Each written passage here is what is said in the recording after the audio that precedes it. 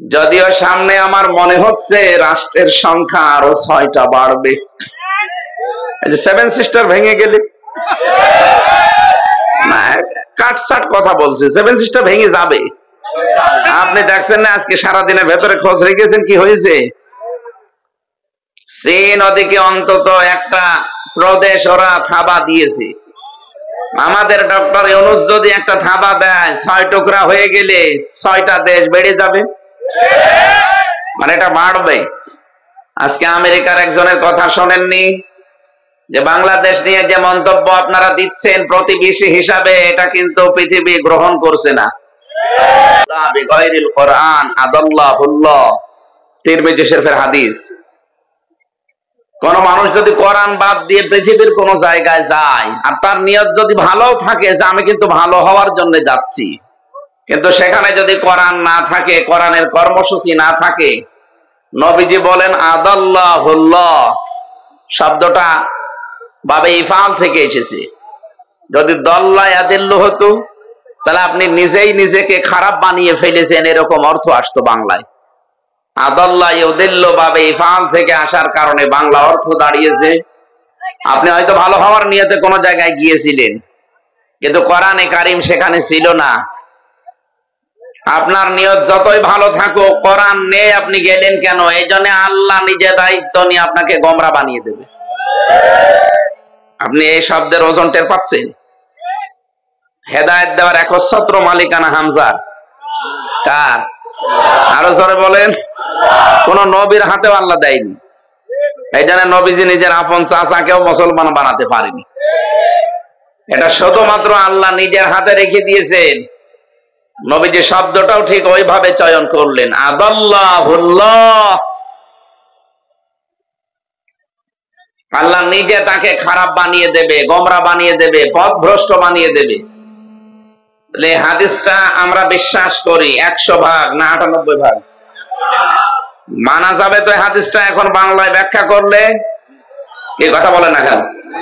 যদি কোনো আলেম থাকেন এখানে, আপনি দেখেন, জেনারেল মানুষ যদি না বোঝেন, কোরআনে কারিম যেখানে নেই ওখানে ভালো হওয়ার নিয়ত গেলেও আল্লাহ খারাপ বানিয়ে দেয়। এরা একেবারে বাস্তব প্রমাণ, কুষ্টিয়ার লালনের মাজার। মানুষ কিন্তু আপনাদের এলাকা থেকে ভালো হওয়ার নিয়তে যায়, বউ ছেলে মেয়ে বেটার বউ সব নিয়ে চলে যাচ্ছে, খারাপ হওয়ার নিয়ত নেই কারো, সবাই যাচ্ছে আল্লাহর ওলির মাজারে। কিন্তু ওখানে কি কোরআন আছে? কোরআনের নিয়ম নীতি চলে? প্রকাশ্য শিরিক চলছে।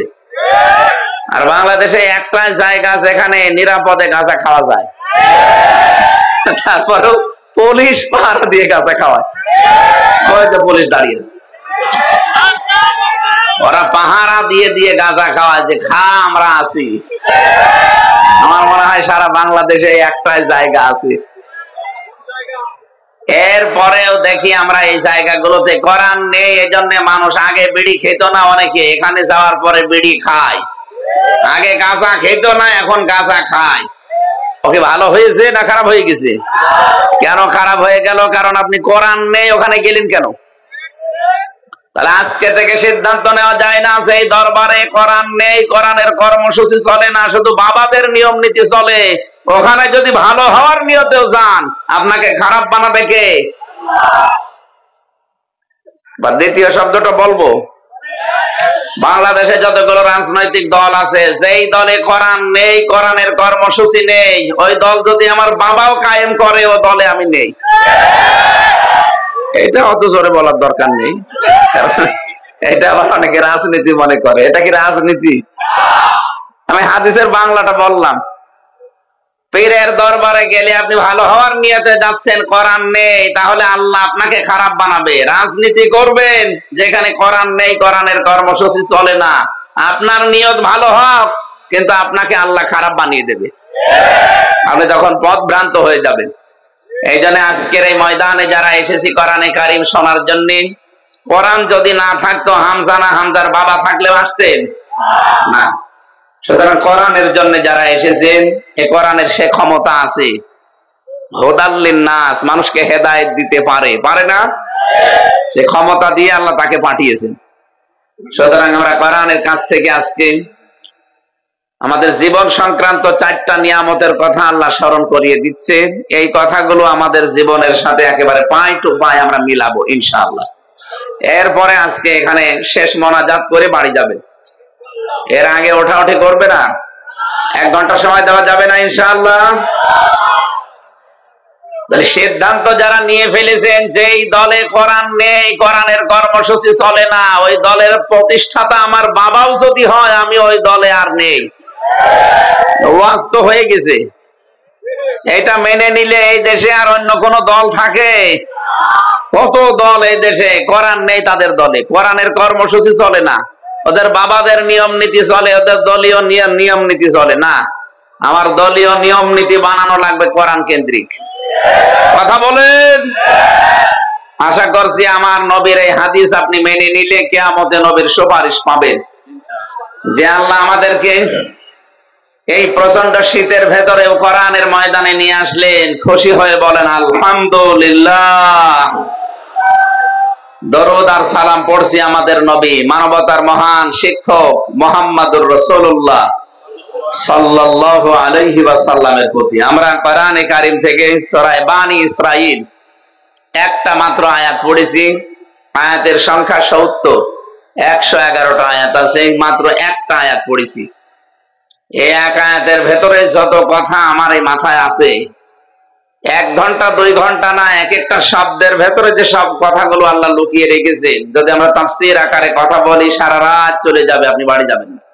এত কথা এখানে লুকিয়ে আছে, আমরা আবিষ্কার করার চেষ্টা করব ইনশাআল্লাহ।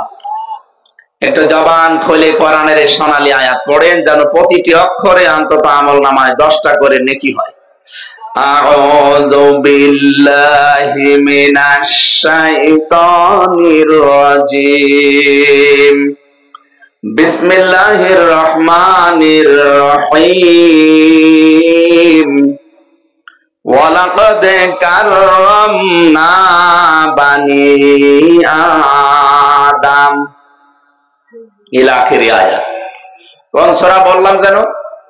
বানি ইসরাইল। একটা বংশের নাম, একটা বংশের নামে আল্লাহ একটা সূরা নাযিল করেছেন। এই বংশে আল্লাহ 70,000-এর উপরে নবী পাঠিয়েছিলেন। একটা দামি বংশ। এই শব্দটা ভরা সূরার ভেতরে কয়েকবার আছে, এখান থেকে এর নামকরণ করা হয়েছে। আমরা আয়াতের তেলাওয়াতকৃত আয়াতের ভেতরে 4টা নিয়ামতের কথা পাবো। আল্লাহ কয়টা? আল্লাহ পাক আয়াত শুরু করার প্রথমে আমাদেরকে গ্যারান্টি দিচ্ছেন 2টা। ওয়ালাকাদ, লাম একটা, কদ একটা। ওয়ালাকাদ কাররামনা বানি আদম। অবশ্যই অবশ্যই আমি আল্লাহ বনি আদম সন্তানকে সম্মান দিয়েছি। আল্লাহ কিন্তু এখানে বলেন নাই যে মুসলমানদেরকে সম্মান দিয়েছি, খ্রিস্টানদের সম্মান দিয়েছি, মুমিন যারা তাদেরকে সম্মান দিয়েছি না। মানুষ পদবাচ্চা যারা বিবেচিত, সে যে ধর্মের লোক হোক, তারই সম্মান আছে না নেই?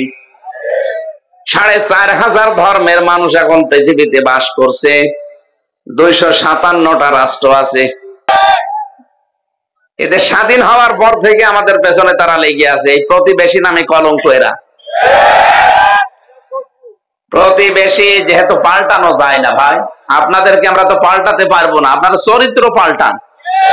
এত মিথ্যা কথা বলেন কি করি? সারাটা জীবন ছড়িয়েছেন এই দেশে সংখ্যালঘু নির্যাতন হয়, অথচ ভয়েস অফ আমেরিকা, এরপরে মাইক্রোসফট, এগুলো সব ইহুদি খ্রিস্টানরা চালায়।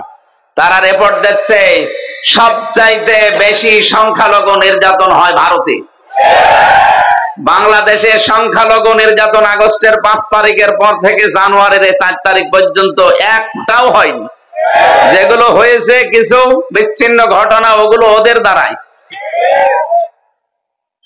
এই জন্য এই মিথ্যা রিপোর্ট গুলো আপনারা ছড়িয়ে, মাইক্রোসফট রিপোর্ট দিয়েছে সারা পৃথিবীতে মিথ্যায় এগিয়ে আছে সবচাইতে বেশি ভারত। আপনারা কেমন প্রতিবেশী, আপনাদের জন্য বদনাম হয়ে যাচ্ছে। সুতরাং এমন কোন কাজ করবেন না। আপনাদের যেহেতু পাল্টানো যাবে না, মাঝখান থেকে তার সাগর কেটে, নদী কেটে আমরা ভাগ করে নিতে পারি না। ল্যান্ড একেবারে সাথে। সুতরাং চরিত্র পাল্টাবে। সারা ভারত এখন ফসে উঠেছে এই উগ্রপন্থী হিন্দু, বিশেষ করে মোদি দাদার বিরুদ্ধে। আপনি মানুষ নামে কলঙ্ক হয়ে যাচ্ছে, মানুষ পদবাচ্চা বিবেচিত, আপনি এটা থাকার যোগ্যতা হারিয়ে ফেলছে। আল্লাহ আপনাকে সম্মান দিয়েছে বনি আদম সন্তান হিসাবে, এই সম্মানটা ধরে রাখা দরকার না? আল্লাহ বলেন আমি বনি আদম সন্তানকে সম্মান দিয়েছি, এটা জীবিত থাকতে এমনকি মরার পরেও। একটা মানুষ যদি মারা যায় তাকে দাফন কাফন করা, তাকে কবরে দেওয়া, যদিও পুড়িয়ে ফেলা ঠিক না, অন্য ধর্মে যারা করেন এটা কিন্তু স্বাস্থ্যসম্মত না, বিজ্ঞানসম্মত না। আর কোরআন হাদিস তো বাদই দিলাম।